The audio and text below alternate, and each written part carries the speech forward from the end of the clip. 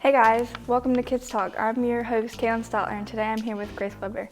I'm your host, Candace, and this is my guest, JC. My name is Michaela Snow, I'm the host, and this is Michaela Orion. She's the guest, and today our theme is positive attitude. How do you think you could have a positive attitude in your community? Well, there's always going to be negatives that come your way, and just finding the positive within the negative, it's always possible. And it's just always a positive thing to find the positive in the negative. How does it affect school with a positive attitude? Well, if you're really down and negative, then if other people see you when you're acting negative, then they could act also negative and become negative. Does it affect your schoolwork when you're negative? Sometimes. Does it affect your peers when you're negative? Maybe not my peers, because usually people compliment me on my positivity, but I've seen other people who get very angry for random reasons, and other people around me get really angry. What positive attitudes do you see in the community? There are a lot of positive attitudes in the community. Some teachers, if you look at a teacher, or you communicate with them, they're more peppy and happier. Because it kind of reflects, if a teacher is happy and peppy, it kind of reflects on their students, and it helps them learn better. And then in stores and clerks and stuff and management and all that. What are some healthy stress relievers that you could tell people to do?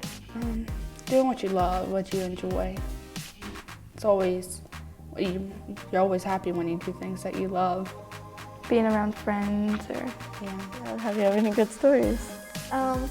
I read in my book, I like to read, that there was a bomber going onto an airplane, and he didn't like anybody, and there's this one guy who was like, "Hi, I hope you have a good day, you look like you really need it, so I have this piece of chocolate bar if you want it, And he always smiled, he's like, "Well, have a safe and good trip," and he went up and sat in his seat, and the bomber decided not to blow up the plane because he met a happy person.